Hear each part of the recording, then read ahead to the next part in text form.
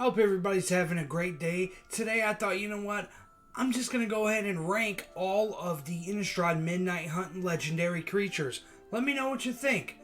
Leave a comment down below if you agree, disagree, who you really liked, if you made any decks from this set. Let me know. I'm sure the most common would probably be wolves, but there's a lot to offer here. Let's check it out.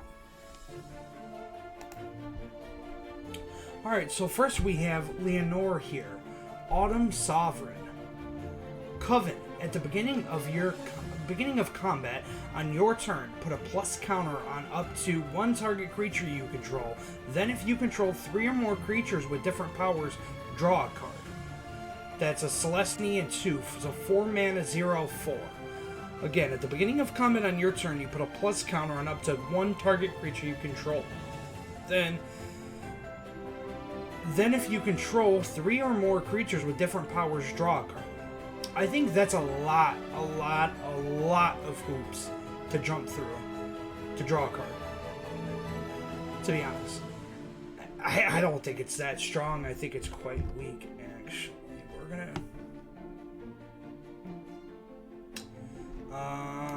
We're going deets here, especially in green and those colors. I don't know. I just don't like it here. I'm not really too impressed. Next up is Lind. It is a human warlock that's a 2/4 for Grixis. That's blue, black, and red, and 1 colorless. For a 2/4 Death Touch, whenever a curse is put into your graveyard from the battlefield, return it to the battlefield attached to you at the beginning of the next end step. So, what you do... Okay, so whenever a curse is put in your graveyard from the battlefield, you return it to the battlefield attached to you beginning of the next end step. Okay, so if somebody destroys your Splendid Reclamation, Wilderness Reclamation, right? That's not even a curse either. What the hell am I saying? If somebody destroys your Curse of Vibosity that you put on somebody else, at the beginning of your upkeep, you can attach a curse to you from you to one of your opponents if you do draw 2 cards. Okay, so if somebody destroyed your Curse of Vibosity on, say, the player before you's turn, that end step, it's going to come back attached to you, okay? And then at your upkeep, you can move any curse that's attached to you to one of your opponents to draw 2 cards. Sorry, I kind of butchered that a little bit, but this is actually, first off, just a very cool idea in general. I think it's really dope. The power, I don't know necessarily how much is there.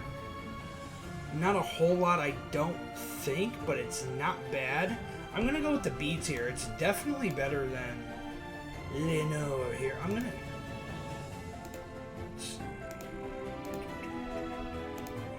What's going to do? A, B, C, D. That's it. I think this is where we're at. I'm going to do C tier here. Okay, and then let's see.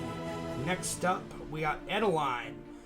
She is 3 mana, 2 white, and a colorless for a star, or asterisk, 4. Human Knight with Vigilance. Adeline Resplendence Cathar's powers equal to the number of creatures you control. Whenever you attack for each opponent, create a 1/1 white human creature token that's tapped and attacking that player or planeswalker they control. The only positive thing I have to say about this is the 3 mana.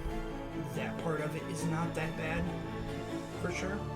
But ultimately, it just doesn't do it for me. You've seen it kind of, too many times before. I don't know. I'm just really... I'd rather pick the Lenore over this at this point, right? I'm really not a fan. It's, like I said, it's nothing different than White's never done. It's just 1/1 soldiers. The abundance of them is crazy. You're going to have your Cathar's Crusade and stuff like that in there for sure. But, I don't know. Not a fan. I'm not impressed at all. But what I am impressed about is our girl Gisa, Glorious Resurrector.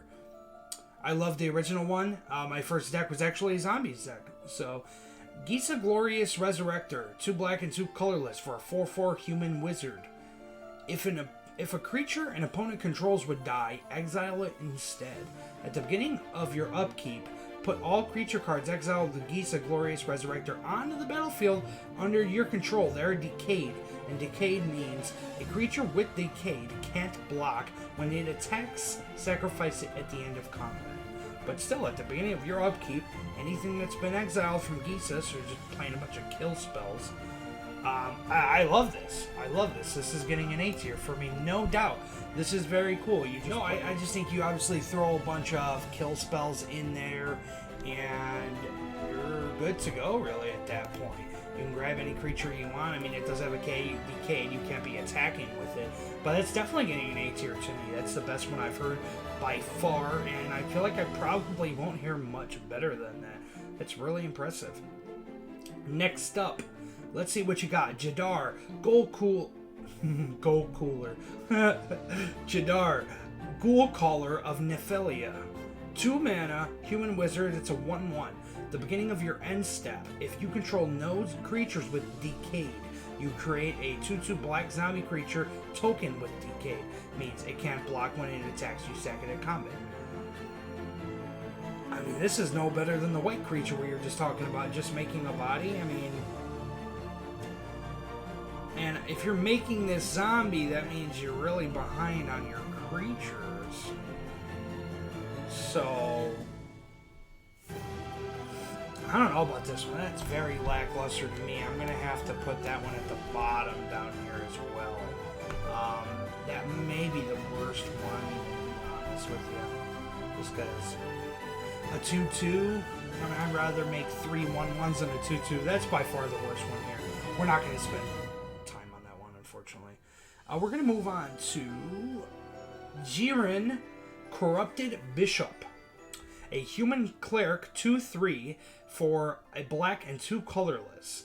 Whenever Jiren Corrupted Bishops enters the battlefield, or another non-token human you control dies, you lose 1 life and create a 1/1 white human creature token.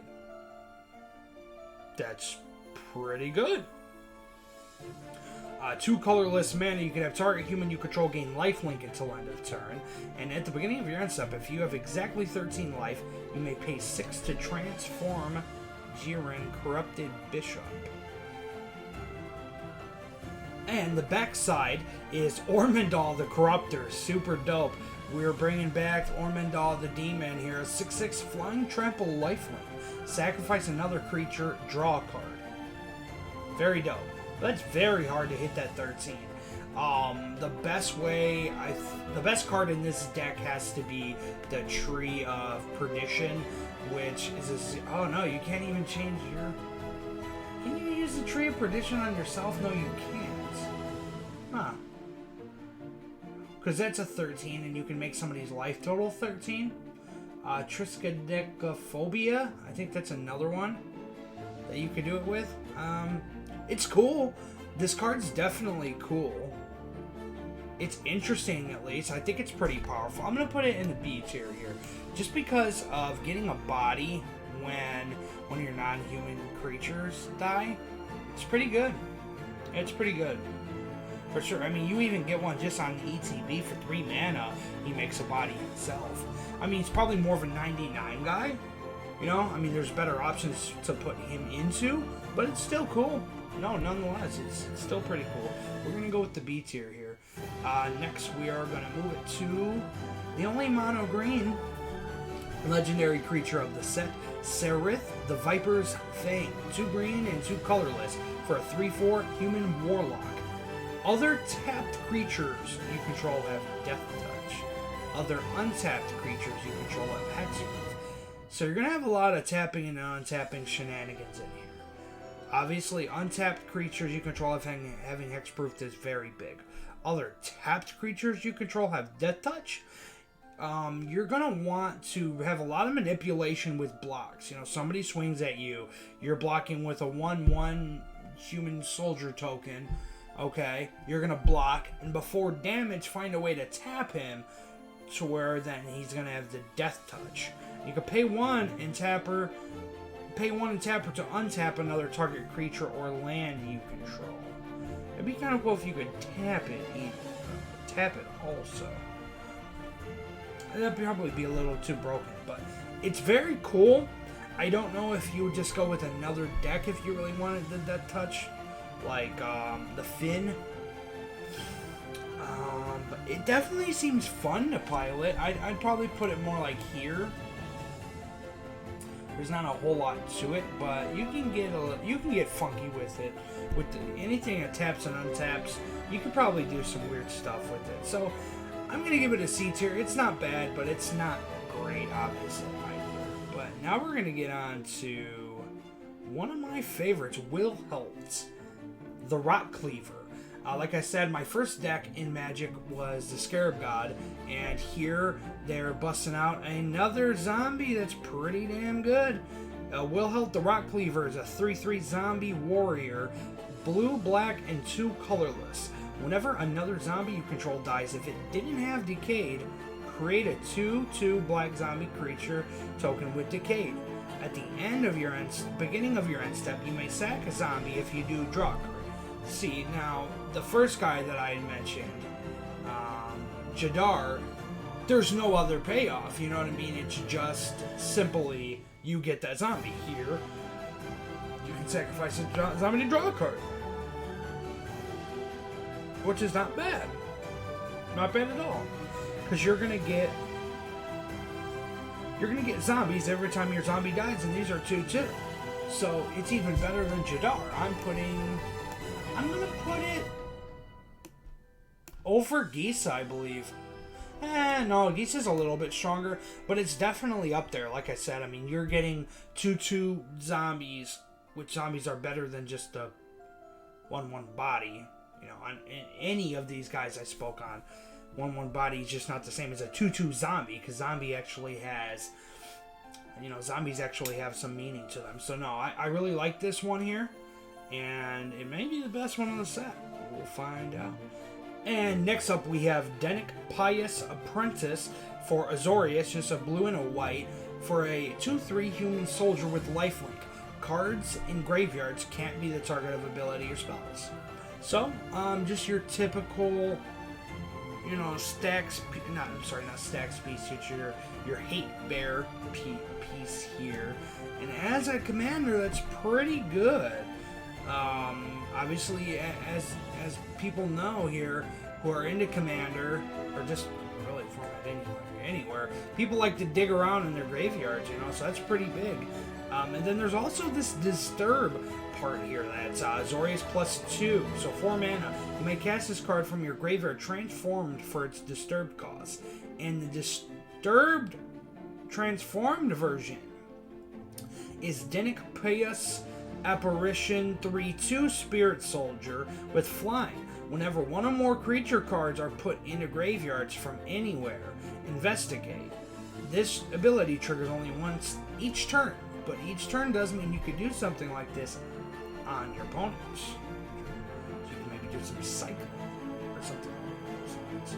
If Denic Pious Apparition would be put in a graveyard from anywhere, exile it instead. It's definitely interesting. I'm going to go ahead and say this here is pretty strong. And with that being said, I'm going to move this guy here. Yeah. We'll do that.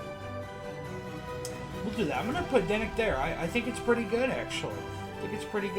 And this one, I love. I've been loving me some Rakdos. Loving it. Okay, next. Florian Valderin Scion. Rakdos +1, 3 mana for a 3/3 Vampire Noble First Striker. At the beginning of your post-combat main phase, look at the top X cards of your library, where X is the total amount of life your opponents lost this turn. Exile one of those cards and put the rest on the bottom of your library in a random order. You may play the exiled card this turn.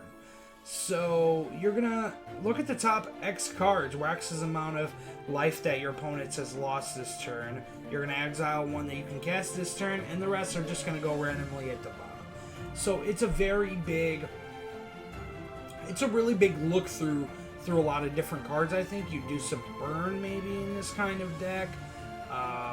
Or you watch the game nights, Josh Lee Kwai played with some dragons where, you know, you can get some damage in the air.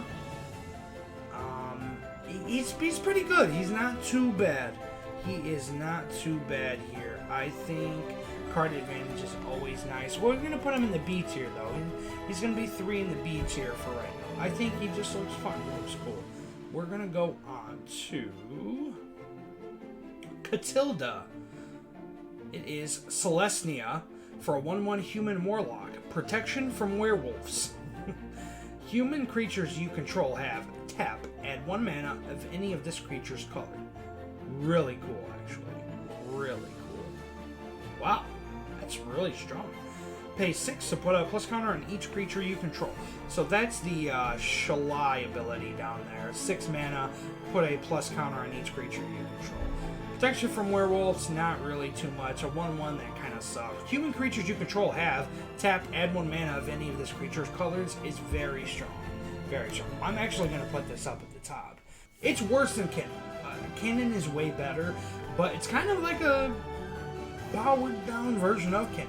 You don't have the 7 mana ability, but 6 mana put plus counter on each creature you control. Like, yeah, I'll take that. It's pretty damn good. Yeah, so we're going to put her up there. I think that's really solid. Really solid here. Next up, we have Laissa, Forgotten Archangel.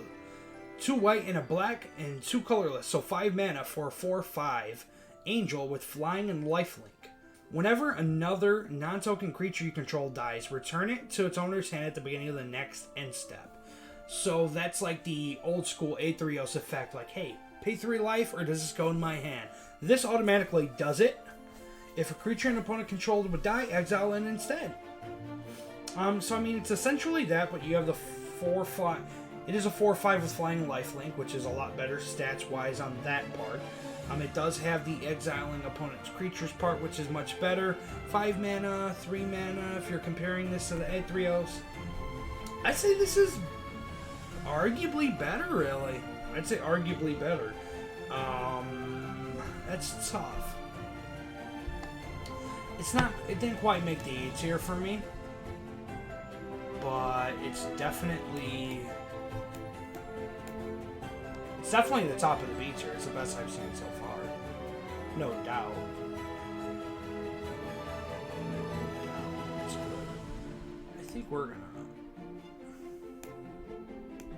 gonna do a little bit of movement here. Yeah. That feels better. Alright, so next we have another Dimir commander here, which is another flipper, I believe, as well, too. That is Ludwig Necrogenius. And I love it, because I have played Ludwig in my days. The Is It Ludwig. So this one's Dimir for a 2/3 human wizard. Whenever Ludwig Necrogenius enters the battlefield or attacks, mill a card. Cool. You can pay black, blue, and X. Exile X creature cards from your graveyard. Transform Ludwig. X can't be 0. Activate only as a sorcery. Okay, so you're gonna exile X of those cards. X can't be 0.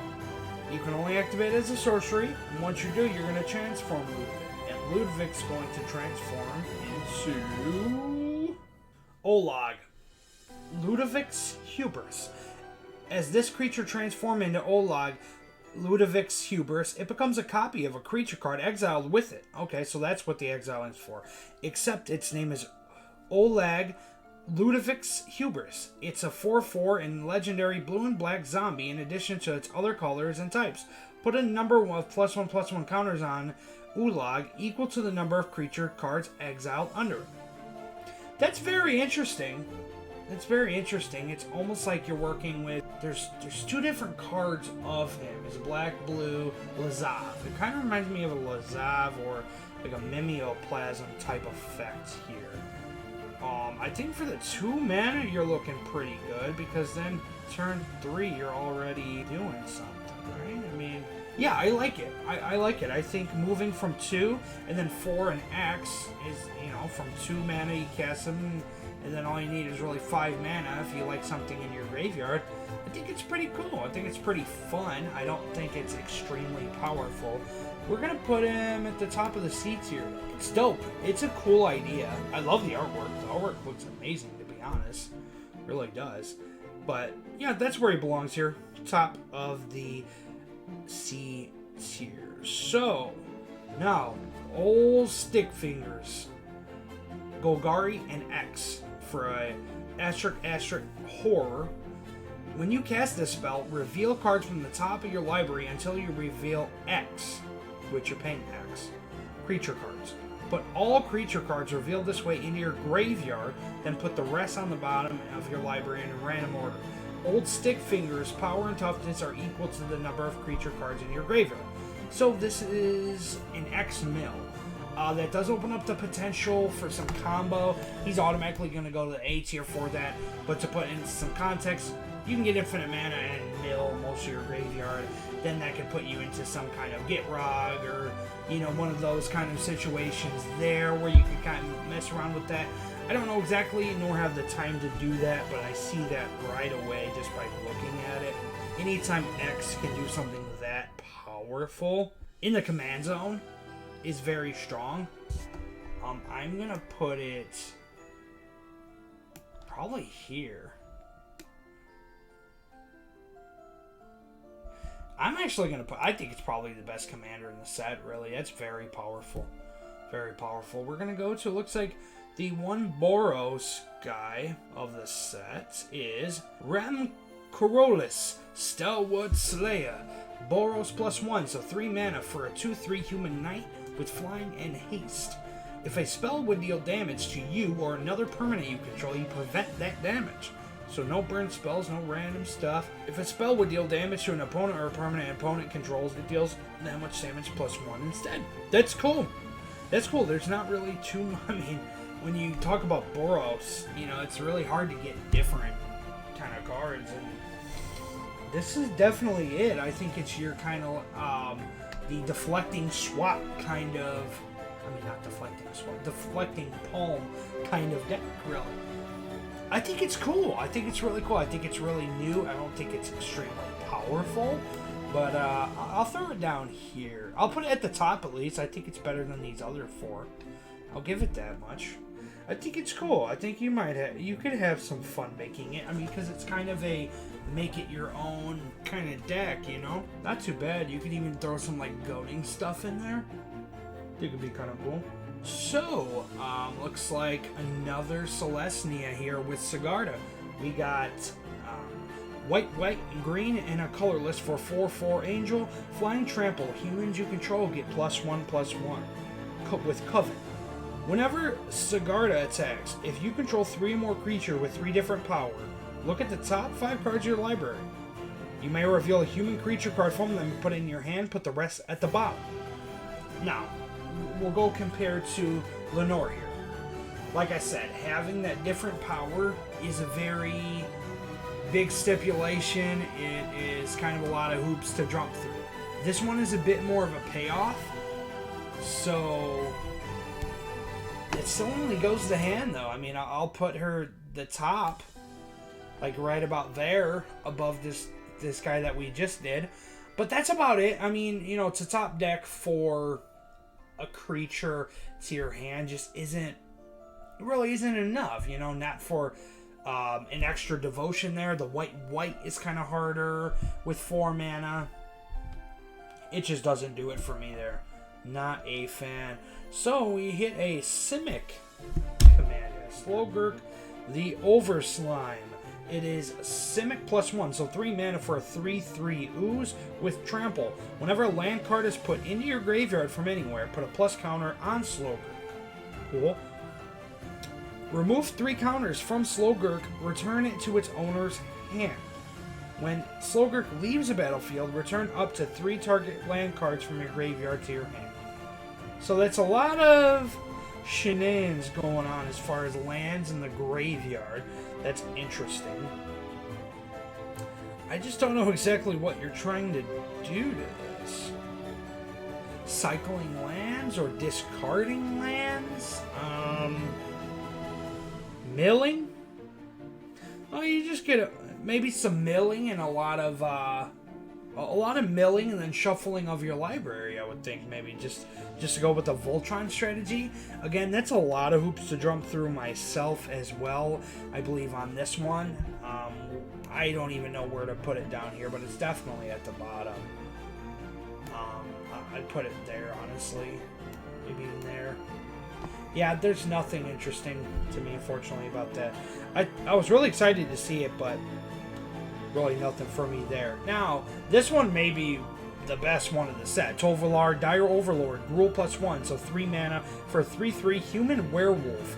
Whenever a wolf or werewolf you control deals combat damage to a player, draw a card, so you already have that going for you. The beginning of your upkeep, if you control 3 or more wolves and or werewolves, it becomes a knight, then transform any number of human werewolves you control. And its backside is Tovolar, the Midnight Scourge. Whenever a wolf or werewolf you control deals combat damage to a player, draw a card. You could pay Gruul and X, have target wolf or werewolf you control get +X/+0, and gain trample until end of turn. So basically you have a Bident Thassav on the first ability and Kessig Wolf Run at the second. It's very good. It's very strong. It's what Wolves needed. It is easily an A-tier deck, and I would even... I'd put it, too, next to old Stick Fingers, for sure. For sure. Let's see. Now we got the Izzet Commander, Vedrick, sorry. Still getting used to these cards, you know? Let's see. Vedrick, Astral Archmage, Izzet and 1 colorless, so 3 mana for a 1/2 human wizard. If it's neither day nor night, it becomes day as Vedrick, Astral Archmage enters the battlefield. Instant and sorcery spells you cast cost X less to cast, where X is Vedrick's power. Whenever day becomes night or night becomes day, put a plus counter on Vedrick. So, to me, you already lost me on the plus counters in Izzet, but that's a no thanks. And if you're trying to make spells cheaper... So, first off, you have to have other ways to make it day or night to get the plus counters on them. And then the plus counters being on them affect how much instants and sorceries are cheaper. Just play a different commander. I'm sorry, like... It's just not good enough. That's so much stuff. It's like this and this and that. It's just not good enough. I mean, it's cool. It's a cool idea. I am unsure of how much day and night stuff there is in the set. So that is kind of a lack of just knowledge. Therefore, at that part, I mean, I'll put him in the C tier, but that's about the best that I could do. And last but not least, we're on the last one here with a monocolor blue creature, Liar, Disciple of the Drowned, 5 mana, 2 blue, and 3 colorless. For a 3/4 human wizard, spells cannot be countered. Each instant or sorcery in your graveyard has flashback. The flashback cost is equal to that card's mana cost. Oh my... That's number one. Never mind. Like, what the hell? Spells cannot be countered. Right there is a big deal. In really any kind of format, whether it's EDH or CEDH. Each instant or sorcery has flashback. Which is nuts. It really is just nuts, because it's basically another great card in your Thassa's Oracle, Demonic Consultation, Underworld Breach kind of decks. That's amazing. It's amazing, really. I think they did a good job at least making it 5 mana, make it a little bit harder to cast. It's not going to come out right away. But in a CDH build, this thing can still come out turn 2, if you really want it. Turn 1 if you really want it to. What, you need a Jeweled Lotus, Mana Crypt, don't even need your land. Just skip the land drop, bam. This guy's here turn 1. But... now, you get the point, though. It's very strong. It's very strong. But anyway, I appreciate everybody who watched. Let me know, again, did you agree? Did you disagree with me? I hope you enjoyed the video. I had a good time doing this, and I didn't even know all of the legendary creatures in the set. Now I do. Maybe I'll make one. Have a great rest of your day. Take care.